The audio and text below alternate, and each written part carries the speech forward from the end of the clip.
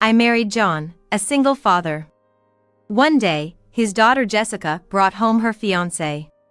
I've been to friends' weddings several times, but the idea of attending as a mother feels like a dream come true. Lost in thought, Jessica burst out laughing. What are you thinking? Huh? You're not my real mom, just an outsider. So, you're not invited to the wedding? Jessica wore a spiteful smirk. Pretty audacious, huh? You're just the maid and the ATM. My real mom is the only mom for me. My joy quickly faded. So, you're inviting your real mom, huh? Of course, she's family. So, please, don't show that ugly face of yours. It'd be embarrassing. Got it? Memories of all the harsh words I'd received from Jessica over the years came flooding back. For over a decade, I tried to close the distance between us, often crying behind the scenes, and raising her with all my heart. Yet, this is how she repays me. Fine. If that's how you feel, I won't hold back. Be prepared on the wedding day. My name is Barbara, a 55-year-old housewife. I've been working as an employee at the company I joined right out of college, handling overtime and even business trips. However, being so engrossed in my job, I struggled to maintain relationships. Some found it odd, thinking I prioritized work over romance, and others held the outdated belief that a woman should settle down and focus on family, causing me to miss out on marrying. That's when John, from a regional branch which could be likened to a place in Nebraska, came into the picture. John, having divorced 3 years earlier, was raising his young daughter Jessica as a single father. He had been promoted after successfully completing a major project, but he struggled with managing his workload. However, I was drawn to his genuine and honest nature, and as a team leader, I often had his back. A few months later, he confessed his feelings for me over dinner, which was quite a surprise. After all, I was 5 years older than him and not great at romance. Looking flustered, John told me, I thought I was done with marriage. But getting to know you, Barbara, I realized I really want you by my side. Thank you, it means a lot. But how does your daughter feel about this? Jessica gave me the green light. She told me not to hesitate and that it's okay to bring a new mom into our lives. So, in addition to our dates, we spent time together with Jessica. We visited places like aquariums and theme parks, getting to know each other. The following year, we tied the knot. Nice to meet you, Barbara. With an innocent smile, I felt on top of the world. Having given up on marriage and having kids, I never thought I'd become a mother to such a lovely girl. At that time, I was completely unaware of Jessica's personality hidden behind her smile. Jessica looked like a child model, so darn cute. Her refined features didn't much resemble kind-hearted John and seemed to take after her mother, who had divorced. However, whether she inherited her personality from her mother or was spoiled growing up, once we started living together, Jessica quickly revealed her malicious true nature. One minute she'd be in a good mood, the next she'd be upset over the smallest thing. If things didn't go her way, she wouldn't hesitate to complain without considering the feelings of others and would easily lie. For instance, in 5th grade, there was a field trip, so I woke up early to prepare a packed lunch. After getting married, John switched to a part-time job and we divided the housework. While I can cook, planning meals isn't my strong suit. I left the cleaning, shopping, and cooking to John, while I took care of the laundry, ironing, and managed our finances. That time, I took a recipe from John and excitedly packed her favorite meatballs and potato salad. Yet, when she returned, the lunchbox was untouched. Jessica, were you not feeling well? When I asked out of concern, Jessica retorted with a bored expression. I left it 'cause it was gross. Isn't that obvious? John, standing next to her, turned pale. Jessica, Barbara came home at 10 p.m. last night and woke up at 5 a.m. to make that for you. Don't you feel grateful at all? Huh? I don't care. Normally you do all the chores, Dad. Don't act all motherly now. She lifted her chin defiantly and stormed off to her room. I forced a smile and apologized to John. She's in full-blown teenage rebellion. She probably feels like I've stolen her dad away. As she entered middle school, Jessica's attitude worsened.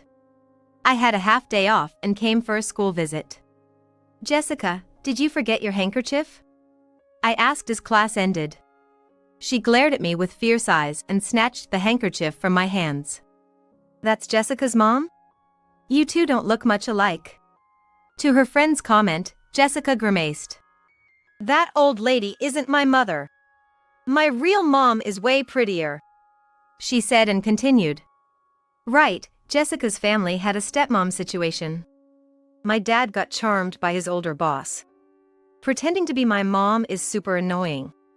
Hey, that's a bit much. Poor your mom. Her friends laughed as Jessica quickly left the scene. But that wasn't the end. When she got home, she lashed out at me. "Why did you come? It's so embarrassing. Stop it."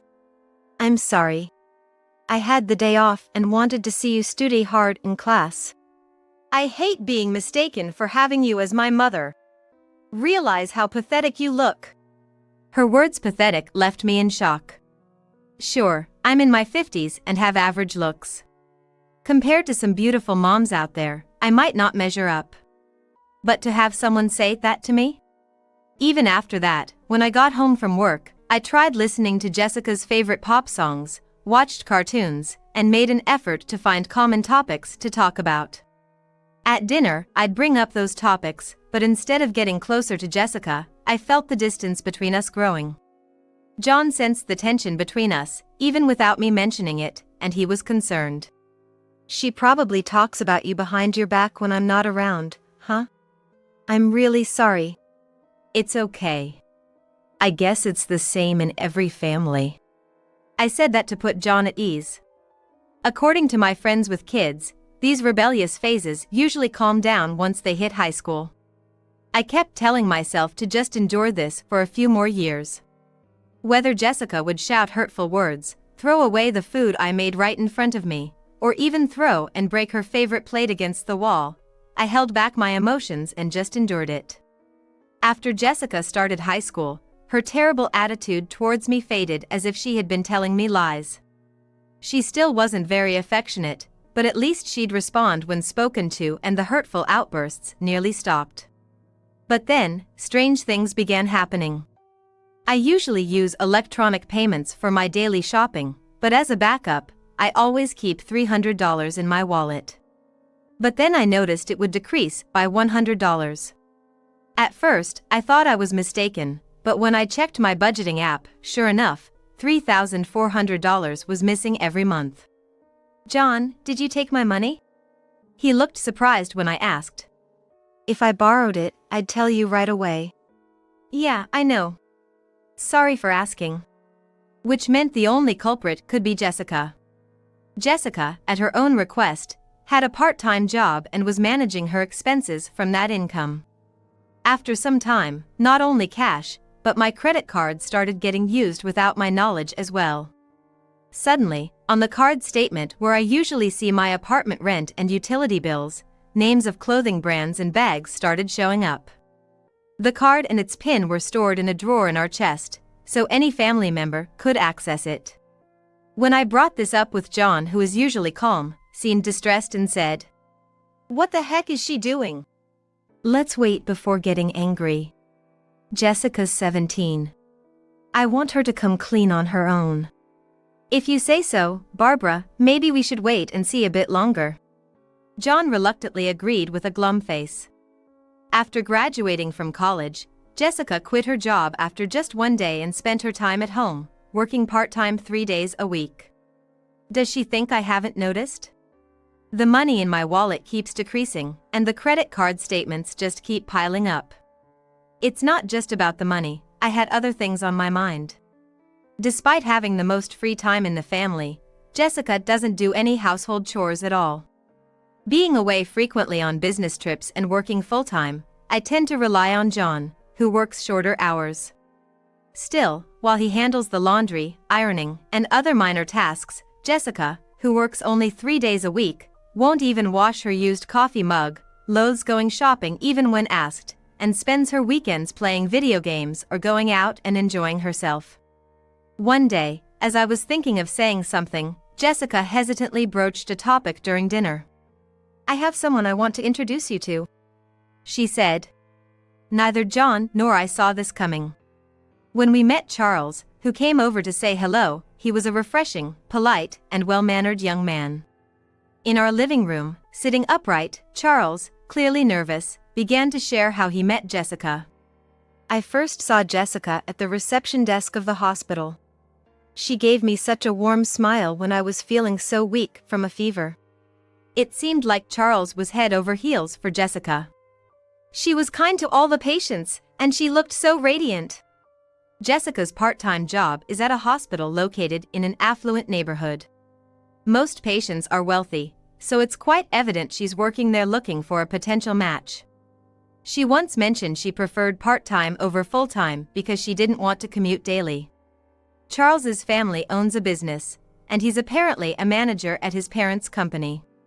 Having caught the eye of a wealthy heir just 6 months into working, everything seems to be going according to Jessica's plan. "We've already set a date for the wedding," Jessica said excitedly. "Where are we having it?" I asked. "In front of the train station, at the Étoile du Soir," she replied. "I've booked the grand hall since we're inviting about 60 people, mostly Charles's colleagues. The invitations have already been sent out. Keep the first Sunday in 3 months open, okay?" "Got it. I'm looking forward to it." John gave a shy smile while Jessica exchanged glances with Charles, who gave a subtle smile.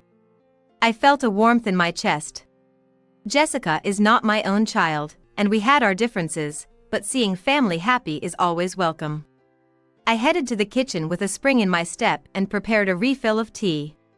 Jessica soon joined. "Attending a wedding?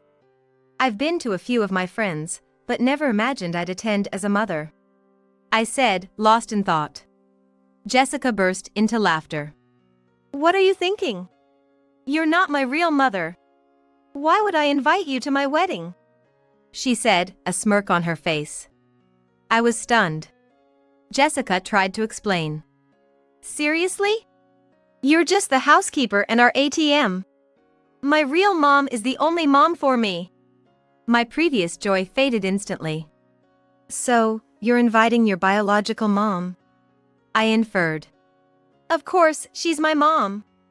Just make sure you don't show up with that ugly face of yours.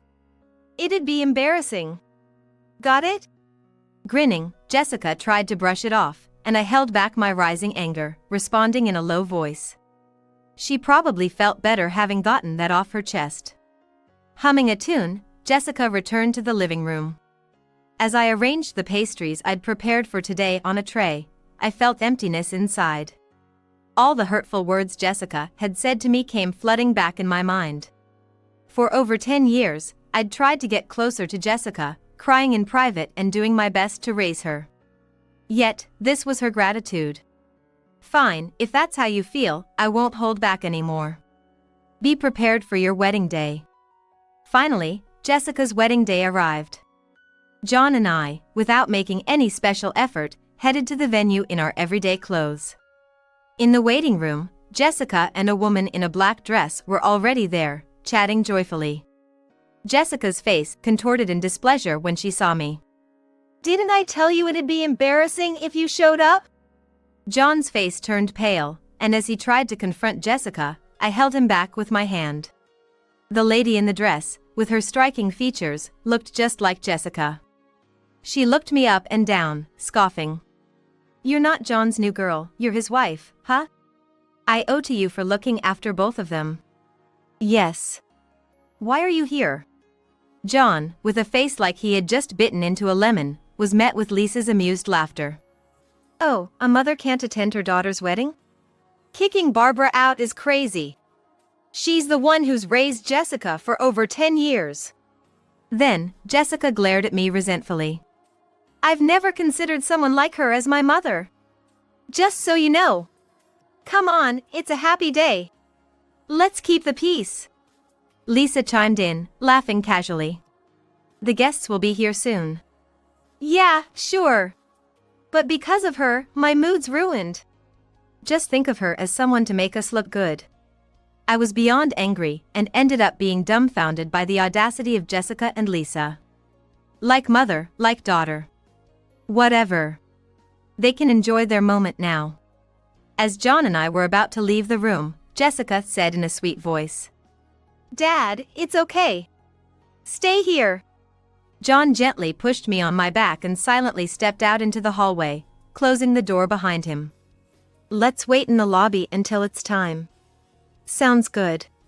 About 30 minutes must have passed. As we were chatting in the lobby, the door to the waiting room burst open, revealing Jessica in a wedding dress. Jessica ran down the hallway, burst out the front door, and after a while, she came back pacing the hallway with an irritated look on her face. "Charles! What are you up to? The ceremony's gonna start soon." She ruffled her neatly styled hair and raised her voice. "He still hasn't responded. Charles has never been late before." Jessica's face turned pale with anxiety, while Lisa looked on with concern. Nearby, the confused staff watched the scene unfold. Even as the time for the wedding ceremony passed, neither the groom nor the guests appeared. Even the suited-up hosts and cameramen began to gather and murmur in the hallway. With a somber expression, Jessica apologized to the staff. "I'm sorry, I can't reach my relatives. Even my friend who I asked to man the reception isn't here. What on earth is happening?" "Well, you didn't invite outsiders to the wedding, did you?" Jessica quickly turned to face me. "That's why I told everyone. You said you didn't want to invite strangers." After a few seconds of silence, Lisa rushed to me, yelling, "You did this! How dare you ruin my precious daughter's wedding day!" "Lisa." John grabbed Lisa's arm as she tried to grab me. "Let go! It's Jessica's fault. After getting taken care of for over 10 years, she pulls something like this. Dad got married on his own, right? I didn't ask for it."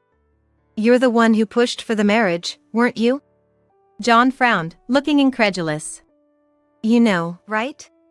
You getting into those college prep courses and private universities was thanks to Barbara.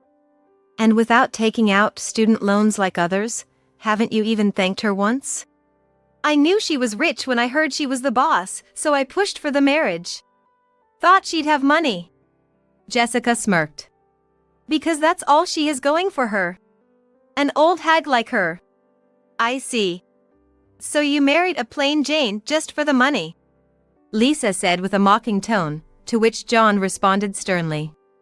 "You're still all about the money, huh? Spending it on another man again?" Immediately, Jessica's eyes widened. "What?" She looked back and forth between Lisa and John, visibly shaken, and asked Lisa, "Didn't you struggle because you were frequently sick and couldn't work, making it hard to get by, Mom?" Now, my eyes widened in surprise. Considering how Lisa yelled at me just a moment ago, it's hard to believe. Before I realized it, the staff had disappeared. Probably didn't want to get involved in a discussion about family matters. "Dad, Mom said she had to cut corners to pay the rent and couldn't even afford a decent meal, so I gave her the money I got from this woman and bought her designer bags on her card so Mom could cash them in, okay?" John sighed deeply and gave Lisa a sharp look. "Conning your own daughter with lies for money. Typical of you. Well, that's why we split up in the first place." Jessica's eyes grew wide in disbelief and she defended Lisa. "Hold on a minute. I heard you two split because of irreconcilable differences." "No, your mother took money from my salary, gave it to her lover, and then disappeared. It was only after she contacted me later that I allowed her to see you, after finalizing our divorce." Upon hearing John's explanation, Jessica looked utterly shocked. "No way. I'm glad I got to see you today, Lisa. Saved me the trouble of reaching out. Finally identified your lover too, so I am ready to sue you for emotional sufferings you caused me upon breaking up our marriage." "Are you out of your mind? It has been years after we got divorced. It's way too late now," Lisa shouted back. I just snorted in amusement. You didn't know? Back during the divorce, if the other party couldn't be identified, you could go back and sue later. Jessica, stunned, approached Lisa with teary eyes. You lied to me. I took money from her thinking I was repaying a debt to Mom. Oh, please. Playing the good girl now? Weren't you selling designer handbags and jewelry online and making a ton? As Lisa scoffed, Jessica shivered. Is that true? Jessica puffed out her cheeks, lost for words. Mom, seriously, stop making me out to be some kind of gold digger. Well, maybe she is. But it's a shame. Even if you made a rich guy fall for you, it's pointless if you can't marry him. You were probably looking forward to living the high life forever. Lisa sighed, and Jessica pursed her lips. It's not over yet. I can simply reschedule another date. I'll cover up this mess and make sure I marry him. Why would I let go of a golden goose I've finally found? Jessica, clenching her fist and yelling determinedly, was interrupted by a door opening silently. A man emerged from the room, and all color drained from Jessica's face. Charles! Jessica, looking pale, was met by Charles's cold gaze. I heard everything. From the part where you yelled at your mom. Everything. Jessica collapsed to her knees. No way! Isn't this too much? Who goes this far? It was probably your doing. As Jessica lashed out at me, John calmly spoke. I thought about it too. How to make Jessica reflect on her actions. I didn't want Charles to regret the marriage, so I thought I'd show him the truth. Charles looked down sadly and nodded. I believed that Jessica wasn't like the other women I've dated, that she wasn't after my money. Seems I was wrong. It's a pity. It's not like that. It was just a surprise, a wedding surprise. Right, Mom? That's right. You're not going to call off the engagement, are you? For some reason, even Lisa looked terrified and started shaking. Jessica, this is a problem. I took out a loan counting on your future husband's money. If the engagement's off, we're in trouble. Mom, are you out of your mind? Jessica was seething with anger. How much are you going to rely on me? If you don't have money, get a job. Don't tell me what to do. Since breaking up with my last boyfriend, you're the only one I can count on. If this guy's no good, find another man quickly and marry him. Someone rich enough to support me. I don't care about your life. I'm getting married for myself. Charles, you love me, don't you? You're gonna marry me, right? As Jessica approached with bloodshot eyes, Charles stepped back, grimacing. Sorry, let's call it off. We'll discuss total cost of damages for ruining our engagement through lawyers later. Charles shook off Jessica, who was clinging to him, and fled. Jessica chased him to the parking lot, but seemed to have been driven away. Returning to the entrance, she raged with a demonic look on her face. It's all your fault. I'm gonna sue you for damages. Yeah, right. Ruining my darling daughter's wedding? You really dropped the ball, Barbara. Make it up to Jessica for all the hurt you caused. I had a hand in this too, so Barbara and I will cover it. Jessica, with her face beaming, was taken aback by John's next words. In return, we're gonna bill Jessica for the money she nicked from Barbara's purse and for the card charges she racked up without permission. Makes sense, right? From when she was 16, almost 7 years to last month, she spent about $400 a month. That's $33,600. Together with the card fees, it easily tops $50,000. Yes, indeed. And of course, I'll be charging for all the nasty things you said about me. So, pay up, all right? Fear was evident in Jessica's wide-open eyes as she started to tremble. There's no way I can pay that. Oh, I gave half of it to Mom, so you'll chip in, right? However, Lisa, who'd been backing up Jessica just a while ago, turned her face away in cold rejection. You're the one who said you wanted to help me. Don't make it sound like I took advantage of my own daughter. Well, that's basically what happened. You're gonna pay half. Jessica's voice escalated, and Lisa, looking annoyed, brushed back her long hair. It's impossible. I'm already swamped with paying debts to John and clearing my other debts. I shouldn't have come today. I've already called a lawyer, so running away won't help you now. Lisa, spotting the man in a suit behind us, grimaced despite her beautiful face. I was utterly shocked by Lisa, who seemed recklessly negligent and showed no apparent love for her daughter. Jessica, being raised by a mother like that, might also be a victim. John hired a private investigator and, after several years, found out that Lisa's lover was a bartender at a club she frequented. When John demanded the money for his emotional sufferings they caused from the bartender and Lisa, the bartender immediately paid in full. However, Lisa, unsurprisingly, tried to dodge responsibility, having then no savings. After being told by a lawyer that going to court would be more costly, Lisa finally agreed to make payments in installments. Of course, not trusting her, they also made an arrangement to freeze her bank account if she missed a payment. On top of the debts to John, Lisa had to cover the wedding cancellation fees with Jessica. Lisa apparently had to work for the first time in decades. She's probably working from early morning till late at night. When John saw her on the street, she reportedly looked like a shadow of her former self. Jessica also had to pay Charles for the broken engagement, the last-minute cancellation fees for the venue, and the money she took from Barbara's purse and unauthorized card charges. In total, they had a debt of nearly $100,000. After paying a small portion from her savings, the remainder, like Lisa, would be paid in installments. I've heard Jessica took on multiple part-time jobs in addition to her receptionist position at the hospital, working both weekdays and weekends. To save on rent, she began living with Lisa in a rundown apartment, but since the wedding, their relationship soured, and they've been constantly at odds. As for me, without any unauthorized card use or money taken from my purse, and without the pressure to be friendly with Jessica, I felt a weight lifted off my shoulders. The wedding was cancelled, and after apologizing to the staff, I went home.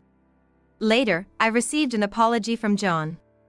I'm truly sorry for the trouble Lisa and Jessica have caused. It's my responsibility for choosing a wife like that and not raising my daughter properly.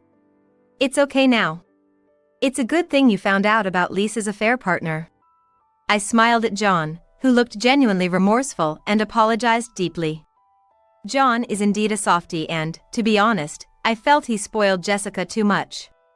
But parenting isn't a one-person job. Jessica turning out so spoiled is partly my fault too since I was always tiptoeing around her. By the way, I have some big news. I told John with a pounding heart. What? Actually, I'm pregnant. John was in shock. I've had it confirmed at the clinic. It's a bit of a late pregnancy. Is it okay if we keep it? Of course. I'm so happy. John's broad smile and warm hug immediately eased my worries. I was afraid he'd only care about his own child, so we decided to wait until Jessica was an adult before trying for a baby. I'd almost given up hope, but miraculously, it happened. I'm looking forward to cherishing and raising our first child.